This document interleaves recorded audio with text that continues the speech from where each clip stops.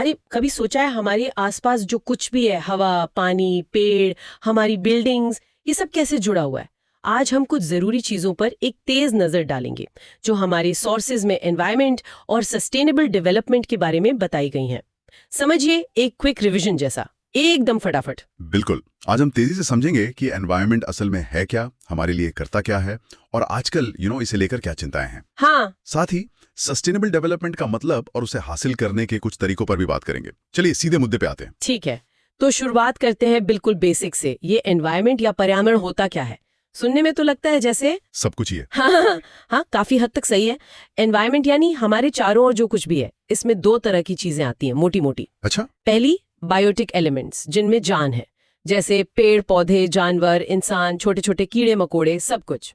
और दूसरी, abiotic elements, जिनमें जान नहीं है, जैसे हवा, पानी, जमीन, पहाड़, धूप, चट्टाने, तापमान, नमी वगैरह। और हमारी बनाई चीजें, कुर्सी, मेज। हाँ, यहाँ तक कि इंसान की बनाई चीजें जैसे सड़कें, इमारतें भी इसी एबायोटिक का हिस्सा बन जाती हैं टेक्निकली। इन सब का जो टोटल मिक्सचर है वही एनवायरनमेंट है। मतलब सब एक दूसरे से जुड़े हैं। बिल्कुल, ये सब आपस में इंटरेक्ट करते हैं, एक दूसरे पर असर डालते हैं। अच्छा, तो ये सब मिलकर हमारे लिए करते क्या है?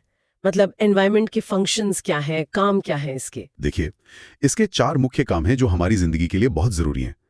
पहला, ये हमें रिसोर्सेज देता है, जीने और विकास के लिए जरूरी चीजें। रिसोर्सेज मतलब जैसे लकड़ी, पानी, खनिज मतलब मिनरल्स, मिट्टी, पेट्रोल, कोयला। इसमें रिन्यूएबल रिसोर्सेज भी हैं। रिन्यूएबल यानी जो खत्म नहीं होते। जो फिर से बन जाते हैं या खत्म नहीं होते आसानी से, जैसे सूरज की रोशनी, हवा, जंगल, अगर ठीक से मैनेज करें तो। और नॉन रिन्यूएबल रिसोर्सेज भी हैं। वो जो खत्म हो जाते हैं। हाँ, जो एक बार इस्तेमाल होने पर खत्म हो जाते हैं, जैसे कोयला, पेट्रोल। उन्हें बनने में लाखों साल लगते हैं। ठीक है, पहला हुआ रिसोर्सेज देना। दूसरा काम है, ये हमारे फैलाए वेस्ट को एसिमिलेट करता है, मतलब अपने अंदर समा लेता है, उसे तोड़कर सहज बना देता है। जैसे कोई एग्जाम्पल? जैसे गिरे हुए पत्ते मिट्टी बन जाते हैं, है ना? लेकिन इसकी भी एक लिमिट है, एक कैपेसिटी है। अच्छा, मतलब सब कुछ नहीं पचा सकता। नहीं, प्लास्टिक जैसी चीजें या बहुत ज्यादा केमिकल वेस्ट ये आसानी से नहीं पचा पाता, उसकी एक सीमा है। ये वेस्ट वाली बात तो आजकल बहुत सुनने में आती है। खैर, तीसरा फंक्शन क्या है? तीसरा और शायद सबसे जरूरी, ये लाइफ को सस्टेन करता है, जीवन को संभव बनाता है और उसे बनाए रखता है। कैसे? हवा में ऑक्सीजन देना, पानी उपलब्ध कराना, तापमान को रहने लायक बनाए रखना और जेनेटिक और बायोडायवर्सिटी को मेंटेन करना। बायोडाइवर्सिटी मतलब अलग अलग तरह के जीव जंतु। हाँ, अलग अलग तरह के जीव जंतुओं और पौधों को बनाए रखना, ये सब इसी फंक्शन का हिस्सा है। लाइफ इसी से चलती है। समझ गई। और चौथा फंक्शन? चौथा काम है एस्थेटिक सर्विसेज देना, यानी सुंदरता और सुकून का अनुभव कराना। अरे वाह, जैसे पहाड़ों, नदियों, समुद्र तटों, जंगलों के खूबसूरत नज़ारे, जिन्हें देखकर अच्छा लगता है, मन शांत होता है। ये भी एनवायरनमेंट का ही एक फंक्शन है। ये चारों फंक्शंस तो बहुत फंडामेंटल हैं। सच में इनके बिना तो गुजारा ही नहीं। पर आजकल ये एनवायरनमेंट क्राइसिस या पर्यावरण संकट की बात क्यों हो रही है? ऐसा क्या बिगड़ गया है? एनवायरनमेंट क्राइसिस तब होता है जब हम इन फंक्शंस पर जरूरत से ज्यादा बोझ डाल देते हैं। जरूरत से ज्यादा बोझ मतलब हम एनवायरनमेंट से ले तो बहुत ज्यादा रहे हैं, या उस पे वेस्ट इतना डाल रहे हैं कि वो अपनी ये जरूरी काम ठीक से नहीं कर पा रहा है। यहीं पर 2 कॉन्सेप्ट्स आते हैं, कैरिंग कैपेसिटी और एब्जॉर्प्टिव कैपेसिटी। हाँ, ये शब्द सुने हैं मैंने। कैरिंग कैपेसिटी का क्या मतलब है? हाँ, कैरिंग कैपेसिटी मतलब एनवायरनमेंट की बोझ सहने की क्षमता, खासकर रिसोर्सेज के मामले में। सीधी सी बात है, हम रिसोर्सेज को उतनी ही तेजी से इस्तेमाल करें जितनी तेजी से वो दोबारा बन सकते हैं, उसका रीजनरेशन रेट। अच्छा, जैसे पानी या पेड़। हाँ बिल्कुल, अगर हम पानी जमीन से ज्यादा तेजी से निकाल रहे हैं जितना बारिश से वापस जा रहा है, या पेड़ ज्यादा तेजी से काट रहे हैं जितने उग रहे हैं, तो हम कैरिंग कैपेसिटी पार कर रहे हैं। समझ गई। और एब्जॉर्प्टिव कैपेसिटी वो क्या है? एब्जॉर्प्टिव कैपेसिटी एनवायरनमेंट की गंदगी या पोल्यूशन को सोखने या पचाने की क्षमता है। जैसे हमारी नदियां एक हद तक गंदगी साफ कर सकती हैं, हवा एक हद तक धुआं झेल सकती है। लेकिन एक लिमिट तक ही। बिल्कुल। जब हम वेस्ट जनरेशन इतना बढ़ा देते हैं कि एनवायरनमेंट उसे नेचुरल तरीके से साफ नहीं कर पाता, तो एब्जॉर्प्टिव कैपेसिटी पार हो जाती है। तो क्राइसिस तब है जब ये दोनों कैपेसिटीज पार हो रही हैं, कैरिंग कैपेसिटी भी और एब्जॉर्प्टिव कैपेसिटी भी। हाँ बिल्कुल, और आज के समय में यही हो रहा है। बढ़ती आबादी और खासकर हमारे कंजम्पशन के बदलते तरीके, एफ्लुएंट कंजम्पशन और इंडस्ट्रियल प्रोडक्शन ने एनवायरनमेंट पर जबरदस्त दबाव डाला है। तो नतीजा? हम रिसोर्सेज तेजी से खत्म कर रहे हैं, कैरिंग कैपेसिटी पार, और पोल्यूशन इतना फैला रहे हैं कि एनवायरनमेंट उसे सोख नहीं पा रहा, अब्जॉर्प्टिव कैपेसिटी पार। और फिर एनवायरनमेंट अपना काम नहीं कर पा रहा है। एग्जैक्टली रिसोर्सेज की कमी, प्रदूषण का बढ़ना और एनवायरनमेंट का लाइफ सस्टेन करने वाला फंक्शन कमजोर पड़ना, यही एनवायरमेंटल क्राइसिस है। इसी क्राइसिस से जुड़ा है पोल्यूशन, जिसके बारे में हम रोज सुनते हैं। जरा जल्दी से बताएंगे इसके मुख्य प्रकार क्या है? हाँ, पोल्यूशन का मतलब तो सिंपल है, हवा, पानी या जमीन की क्वालिटी खराब होना। मोटे तौर पर 4 मुख्य प्रकार हैं। जैसे? पहला, एयर पोल्यूशन। हाँ। हवा में हानिकारक गैसें या कण मिलना, जैसे गाड़ियों और फैक्ट्रियों के धुएं से, पराली जलाने से। शहरों में तो ये बहुत बड़ी समस्या है। हाँ, ये तो है। दूसरा वाटर पोल्यूशन। पानी में गंदगी, केमिकल्स या सीवेज मिलना। हाँ, सोर्सेज बताते हैं कि भारत में काफी पानी पीने लायक नहीं रहा। एक आंकड़े के अनुसार करीब 70% पानी प्रदूषित है। 70%? बाप रे, ये तो सीधा एब्जॉर्प्टिव कैपेसिटी पार होने का नतीजा है। बिल्कुल। तीसरा है लैंड पोल्यूशन। हाँ। जमीन की क्वालिटी खराब होना, जैसे ज्यादा केमिकल खाद या पेस्टिसाइड्स के इस्तेमाल से या इधर उधर कूड़ा फेंकने से मिट्टी की उपजाऊ शक्ति कम होती है इससे। और चौथा है नॉइज पोल्यूशन। जरूरत से ज्यादा शोर होना, जैसे ट्रैफिक, लाउडस्पीकर या मशीनों से। इसका भी सेहत पर असर पड़ता है, स्ट्रेस बढ़ता है। इसे कंट्रोल करने के लिए कुछ व्यवस्था है? मतलब सरकार कुछ करती है? हाँ, सरकार ने इसे कंट्रोल करने के लिए संस्थाएं बनाई हैं, जैसे central pollution control board, CPC भी कहते हैं, 1974 में बना था। अच्छा, इसका क्या काम है? इसका काम स्टैंडर्ड्स तय करना है, मॉनिटरिंग करना है और प्रदूषण रोकने के उपाय सुझाना है। राज्यों के भी अपने पोल्यूशन कंट्रोल बोर्ड्स होते हैं, पर चैलेंज बहुत बड़ा है, इम्प्लीमेंटेशन में दिक्कतें आती हैं। सही बात है। अच्छा, पोल्यूशन के अलावा आजकल ग्लोबल वार्मिंग की चर्चा बहुत गर्म है। ये असल में क्या बला है, ये गर्मी बढ़ने वाली बात? ग्लोबल वार्मिंग मतलब पृथ्वी का एवरेज तापमान, औसत तापमान धीरे धीरे बढ़ रहा है। क्यों बढ़ रहा है? ऐसा इसलिए हो रहा है क्योंकि एटमॉस्फेयर में, मतलब हमारे वायुमंडल में, कुछ गैसेस जिन्हें ग्रीन हाउस गैसेस कहते हैं। ग्रीन हाउस गैसेस कौन सी? जैसे carbon dioxide CO2, methane CH4, nitrous oxide, इनकी मात्रा बढ़ गई है। अच्छा, और ये गैसेस बढ़ क्यों रही हैं? कहां से आ रही हैं इतनी? ये ज्यादातर फॉसिल फ्यूल्स जलाने से निकलती हैं, कोयला, पेट्रोल, डीजल, हमारी गाड़ियों से, बिजली बनाने वाले प्लांट से, फैक्ट्रियों से। और जंगल कटने से, डिफॉरेस्टेशन से भी CO2 बढ़ती है, क्योंकि पेड़ CO2 सोखते हैं। कम पेड़ मतलब हवा में ज्यादा CO2।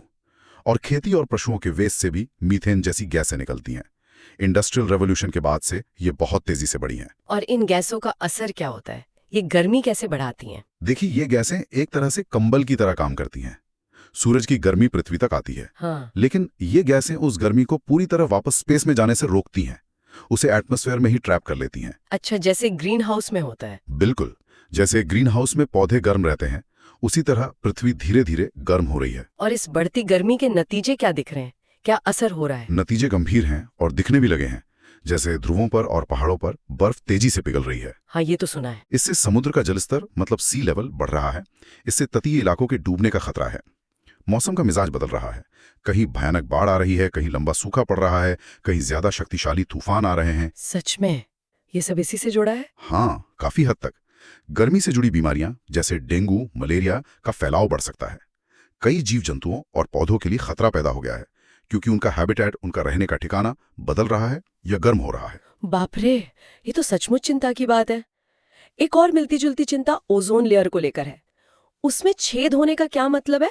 वो क्या चीज है? देखिए, हमारे एटमॉस्फेयर में काफी ऊपर स्ट्रेटोस्फीयर नाम की एक परत है। उसमें ओजोन O3 गैस की एक पतली परत है। अच्छा। ये परत हमारे लिए एक प्रोटेक्टिव शील्ड, एक छाते की तरह काम करती है। सूरज से आने वाली खतरनाक अल्ट्रावायलेट यानी UV किरणें जो होती हैं, उनको ये रोक लेती है। तो ये तो बहुत जरूरी हुई। बिल्कुल। ओजोन डिप्लीशन का मतलब है कि ये प्रोटेक्टिव लेयर कहीं कहीं पतली हो गई है, या उसमें कह लीजिए छेद हो गए हैं। और ये क्यों हुआ? इसमें क्या प्रॉब्लम आई? इसका मुख्य कारण है कुछ इंसान के बनाए केमिकल्स, खासकर क्लोरोफ्लोरोकार्बन्स, शॉर्ट में CFCs। CFCs? जी। ये कहाँ इस्तेमाल होते थे? ये पहले AC, फ्रिज में ठंडक पैदा करने के लिए और स्प्रे कैन्स में बहुत इस्तेमाल होते थे। जब ये हवा में ऊपर जाते हैं स्ट्रेटोस्फेयर तक, तो ये ओजोन गैस के मॉलिक्यूल्स को तोड़ देते हैं। ओह, तो उससे परत कमजोर हो गई? हाँ, उससे वो परत कमजोर हो जाती है, पतली हो जाती है। इस छेद या पतली परत का नुकसान क्या है फिर? नुकसान सीधा है। जब प्रोटेक्टिव लेयर कमजोर होती है तो ज्यादा UV किरणें धरती तक पहुंचती हैं। और उनसे क्या होता है? इन UV किरणों से इंसानों में स्किन कैंसर का खतरा बढ़ता है। आंखों में मोतियाबिंद यानी कैटरैक्ट जैसी बीमारियां हो सकती हैं। ये पौधों की ग्रोथ पर भी बुरा असर डाल सकती हैं और समुद्र में रहने वाले छोटे जीवों, फाइटोप्लैंक्टन पर भी। तो इसका कुछ हल निकला? हाँ, अच्छी बात यह है कि इसे रोकने के लिए दुनिया ने मिलकर कदम उठाया। मॉन्ट्रियल प्रोटोकॉल नाम का एक अंतर्राष्ट्रीय समझौता हुआ। Montreal protocol. हाँ, इसके तहत CFCs जैसे केमिकल्स का इस्तेमाल धीरे धीरे बंद या कम किया जा रहा है। भारत भी इसका हिस्सा है और उसमें काफी सफलता मिली है। ओजोन परत अब धीरे धीरे ठीक हो रही है। चलो, ये तो राहत की बात है। अच्छा, ये तो हुई ग्लोबल समस्याएं। अगर हम भारत पर फोकस करें तो यहाँ एनवायरनमेंट को लेकर क्या खास चैलेंजेस हैं? अपने देश में क्या दिक्कतें हैं? देखिए, भारत प्राकृतिक संसाधनों से भरपूर देश है, इसमें कोई शक नहीं। लेकिन यहाँ चुनौतियां भी बहुत हैं। डेवलपमेंट की जरूरतें हैं, बढ़ती आबादी है, दुनिया की लगभग 17% आबादी, और बढ़ता पशुधन भी दुनिया का करीब 20%। ये सब हमारी सीमित जमीन पर, जो दुनिया का सिर्फ 2.5% है, भारी दबाव डाल रहे हैं। ये तो है। तो मुख्य चिंताएं क्या हैं? मुख्य चिंताएं हैं, पहला, लैंड डिग्रेडेशन, मतलब जमीन की क्वालिटी खराब होना, उसका बंजर होना। दूसरा, बायोडाइवर्सिटी लॉस, यानी पेड़ पौधों और जानवरों की कई प्रजातियों का खत्म होना या खतरे में पड़ना। और तीसरा, एयर पोल्यूशन, खासकर शहरों में गाड़ियों और उद्योगों के कारण हवा बहुत खराब है। चौथा, फ्रेश वाटर मैनेजमेंट, साफ पानी की कमी और जो पानी उपलब्ध है उसका प्रदूषण। और पांचवा, सॉलिड वेस्ट मैनेजमेंट, शहरों और गांवों में कूड़े का प्रबंधन एक बड़ी चुनौती बनी हुई है। सोर्सेस में एक डाइकोटमी या दोहरेपन की बात भी कही गई है भारत के संदर्भ में, वो क्या है? हाँ, ये एक जरूरी पॉइंट है। भारत की एनवायरमेंटल प्रॉब्लम्स में एक दोहरापन है, मतलब दो तरह की वजह हैं। एक तरफ गरीबी के कारण पर्यावरण खराब होता है, इसे कहते हैं पॉवर्टी इंड्यूस्ड डिग्रेडेशन। गरीबी के कारण कैसे? जैसे गरीब लोग ईंधन के लिए जंगल काटते हैं या मजबूरी में खराब जमीन पर खेती करते हैं क्योंकि उनके पास और कोई चारा नहीं होता। अच्छा, और दूसरी तरफ अमीरी और इंडस्ट्रियल ग्रोथ के कारण भी पोल्यूशन और रिसोर्स डिप्लीशन होता है। इसे कहते हैं threat from affluence and industrialisation. जैसे फैक्ट्रियों का प्रदूषण, ज्यादा गाड़ियों का धुआं, जरूरत से ज्यादा कंजम्पशन, मतलब चीजों का इस्तेमाल। तो भारत को इन दोनों तरह के दबावों से निपटना है, गरीबी से जुड़े दबाव और अमीरी या विकास से जुड़े दबाव। ये तो बड़ा मुश्किल संतुलन है। अच्छा, आपने लैंड डिग्रेडेशन की बात की, उसके मुख्य कारण क्या बताए गए हैं? क्यों हो रही है जमीन खराब? इसके कई कारण हैं, जैसा कि सोर्सेज इशारा करते हैं। पहला तो है जंगलों की कटाई, डिफॉरेस्टेशन। फिर ईंधन और चारे के लिए पेड़ों और घास का जरूरत से ज्यादा इस्तेमाल।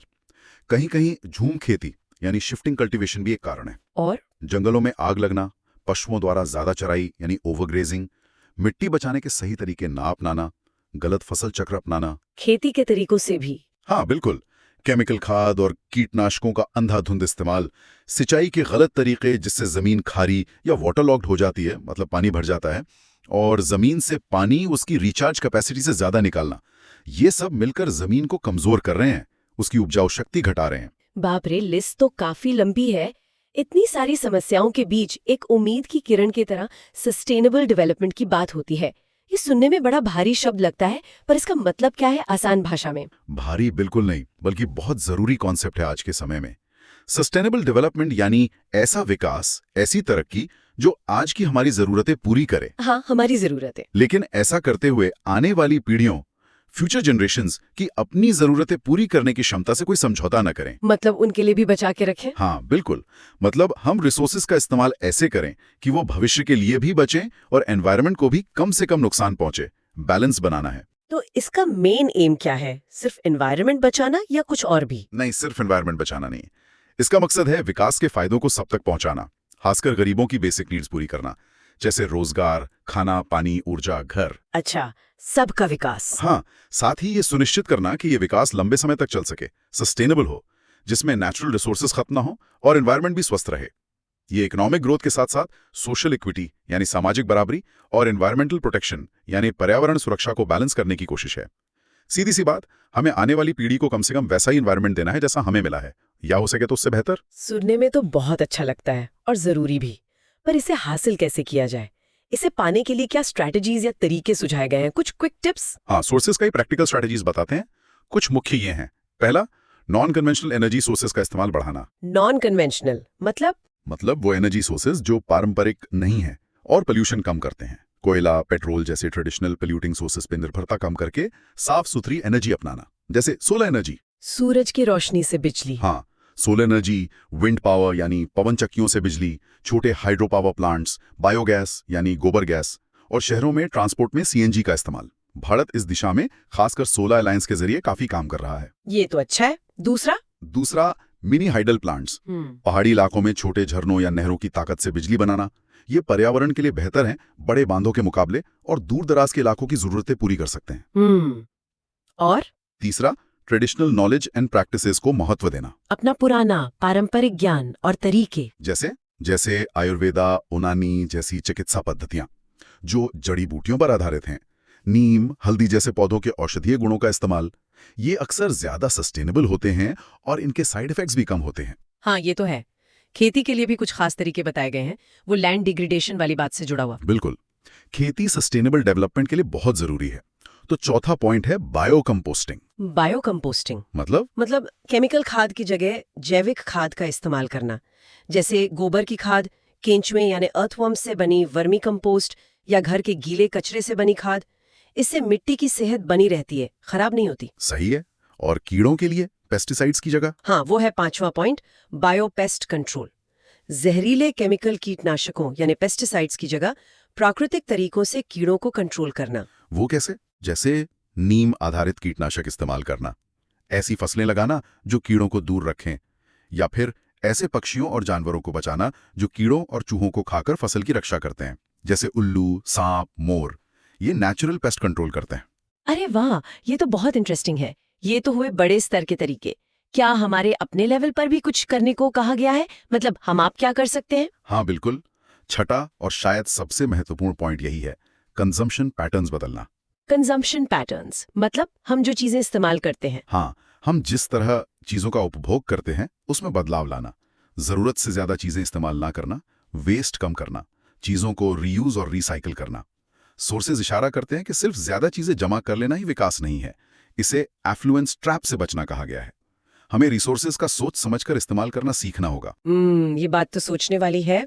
तो ये थी एक तेज रफ्तार से एनवायरनमेंट और सस्टेनेबल डेवलपमेंट के मुख्य बिंदुओं पर हमारी चर्चा। साफ है कि आगे बढ़ने के लिए हमें डेवलपमेंट और एनवायरनमेंट के बीच एक बेहतर बैलेंस साधना ही होगा। ये कोई ऑप्शन नहीं, जरूरत है। बिल्कुल, ये सिर्फ किताबों की बातें या सरकारों के काम नहीं है। ये हमारी रोजमर्रा की जिंदगी से गहरे जुड़े हुए हैं। आज की बातचीत के बाद शायद हम सब ये सोच सकते हैं कि अपनी डेली लाइफ में हम ऐसा कौन सा एक छोटा मैनेजेबल बदलाव ला सकते हैं जो इस बड़े पिक्चर सस्टेनेबल डेवलपमेंट की तरफ एक कदम हो। बस यही सवाल छोड़ते हुए अगली बार तक के लिए इजाजत।